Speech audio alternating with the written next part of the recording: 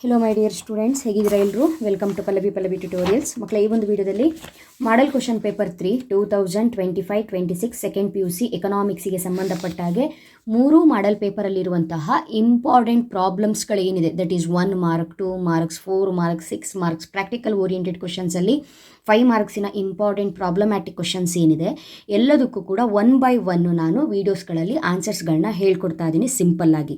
ವಿಡಿಯೋನ ಯಾರಾದರೂ ವಾಚ್ ಮಾಡಿಲ್ಲ ಅಂತ ಹೇಳಿದ್ರೆ ವಾಚ್ ಮಾಡಿ. ಈಗ ಆಲ್ರೆಡಿ 2 ಪ್ರಾಬ್ಲಮ್ನ ಹೇಳ್ಕೊಟ್ಟಿದ್ದೀನಿ. ಅದರಲ್ಲಿ ಫಸ್ಟು ಮಾಡೆಲ್ ಕ್ವಶನ್ ಪೇಪರ್ 1ನಲ್ಲಿ ಇರುವಂತಹ ಕ್ವಶನ್ ನಂಬರ್ 28 ಮಾರ್ಕೆಟ್ ಡಿಮ್ಯಾಂಡನ್ನು ಫೈಂಡ್ ಔಟ್ ಮಾಡುವಂಥದ್ದು, ಕ್ಯಾಲ್ಕುಲೇಟ್ ಮಾಡುವಂಥದ್ದು. ಇದು ಪ್ರಾಬ್ಲಮ್ ನಂಬರ್ 1. ಓಕೆನಾ? ನೆಕ್ಸ್ಟು ಮಾಡೆಲ್ ಕ್ವಶನ್ ಪೇಪರ್ 2ಅಲ್ಲಿ ಕ್ವಶನ್ ನಂಬರ್ 29ಅಲ್ಲಿ find the price elasticity of supply ಅಂತ ಏನಿದೆ, ಈ ಒಂದು ಕ್ವಶನಿಗೆ ಯಾವ ರೀತಿಯಾಗಿ ಆನ್ಸರ್ನ ಮಾಡಬೇಕು ಅನ್ನೋದನ್ನು ಹೇಳಿದ್ದೆ.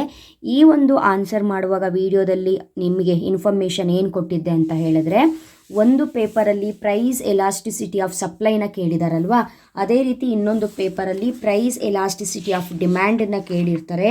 ಸೇಮ್ ಟು ಸೇಮ್ ಫಾರ್ಮುಲಾ ಹಾಕ್ಕೊಂಡು ಯಾವ ರೀತಿಯಾಗಿ ಪ್ರಾಬ್ಲಮ್ಗೆ ಆನ್ಸರ್ನ ಮಾಡಬೇಕು ಅನ್ನೋದನ್ನು ಹೇಳ್ಕೊಡ್ತೀನಿ ಅಂತ ಹೇಳಿದ್ದೆ. ಕರೆಕ್ಟಾ? ಸೊ ಅಲ್ಲಿಗೆ 3rd ಪ್ರಾಬ್ಲಮ್ ಇದು, problem number 3. Okay, model question paper 3 question number 28 section C 4 marks question. ಓಕೆನಾ? ಸೊ ಫಸ್ಟು ಕ್ವಶನ್ನ ಓದ್ಕೊಳ್ಳೋಣ. ಕ್ವಶನಲ್ಲಿ ಏನೇನು ಇನ್ಫಾರ್ಮೇಷನ್ ಇದೆ ಅಂತ ಹೇಳ್ಕೊಂಡು ನೋಡ್ಕೊಳ್ಳೋಣ. ಆಲ್ರೆಡಿ ಹೇಳಿದ್ದೆ, ಎಲಾಸ್ಟಿಸಿಟಿ ಆಫ್ ಸಪ್ಲೈ ಅಂತ ಕೇಳಿದರೆ that is 4th chapter topic ಆಗಿರುತ್ತೆ.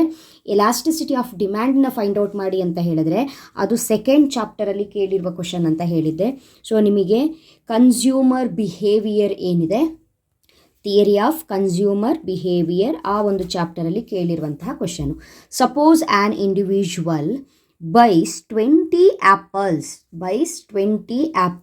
at the price of 8. ಅಲ್ಲಿಗೆ ಪ್ರೈಸ್ ಎಷ್ಟಂತೆ? 8 ರೂಪೀಸು.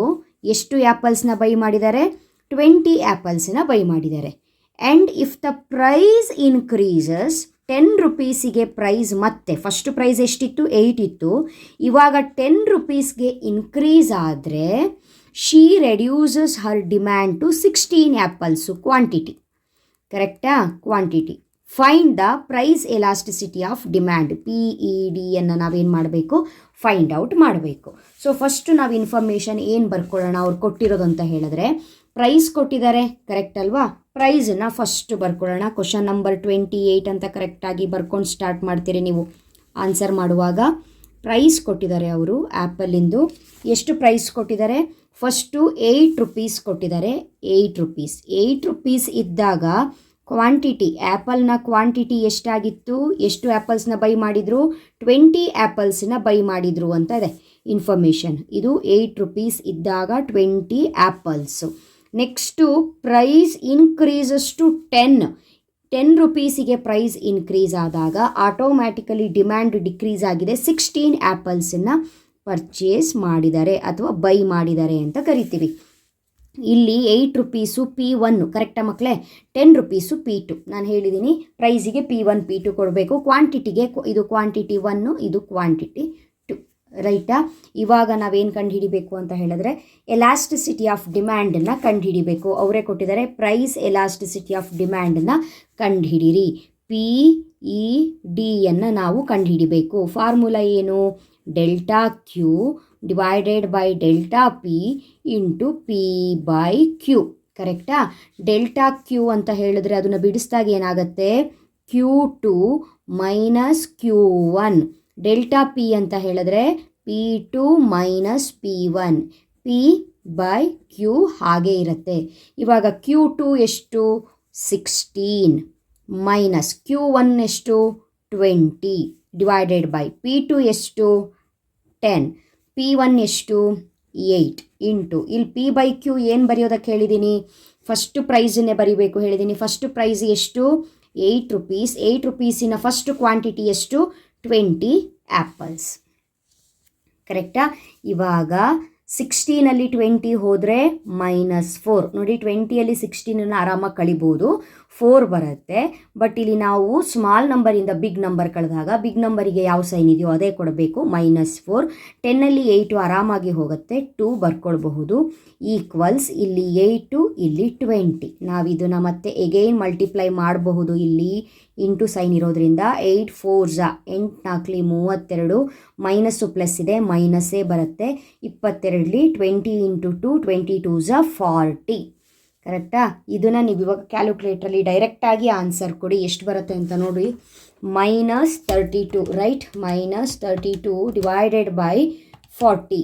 ಆನ್ಸರ್ -0.8. ಇಷ್ಟು ಮಾಡಿದರೆ ನಿಮಗೆ 4 ಮಾರ್ಕ್ಸು ಸಿಗುತ್ತೆ ನೋಡಿ. 5 ಮಿನಿಟ್ಸಲ್ಲಿ 4 ಮಾರ್ಕ್ಸ್ ಬಂತು. ಇದೇ ಪ್ರಾಬ್ಲಮ್ನ ನಾನು ಈ ಹಿಂದೆ ಹೇಳಿರೋ ಪ್ರಾಬ್ಲಮಿಗೂ ಕೂಡ ನೆನ್ಪಿಟ್ಕೊಳ್ಬೇಕು. ಅಲ್ಲಿ ಕೇಳಿರುವಂಥದ್ದು ಪ್ರೈಸ್ ಎಲಾಸ್ಟಿಸಿಟಿ ಆಫ್ ಸಪ್ಲೈ. ಓಕೆನಾ? Price elasticity of supply and demand ಎರಡಕ್ಕೂ ಕೂಡ ಕಂಪ್ಯಾರಿಸನ್ ಏನು ಅಂತ ಹೇಳಿದ್ರೆ ಫಾರ್ಮುಲಾ ಸೇಮು, ಬರೆಯುವಂತಹ ಫಾರ್ಮುಲಾ ಸೇಮ್ ಆಗಿರುತ್ತೆ. ಬಟ್ ಸಪ್ಲೈ ಇನ್ಕ್ರೀಸ್ ಆಗುತ್ತೆ ಕ್ವಾಂಟಿಟಿ, ಹಾಗಾಗಿ ಪ್ಲಸ್ ಆನ್ಸರ್ ಬರುತ್ತೆ. ಬಟ್ ಡಿಮ್ಯಾಂಡ್ ನಮಗೆ ಗೊತ್ತಿದೆ, when price increases demand decreases, when price decreases demand increases, law of demand ಅಲ್ವಾ?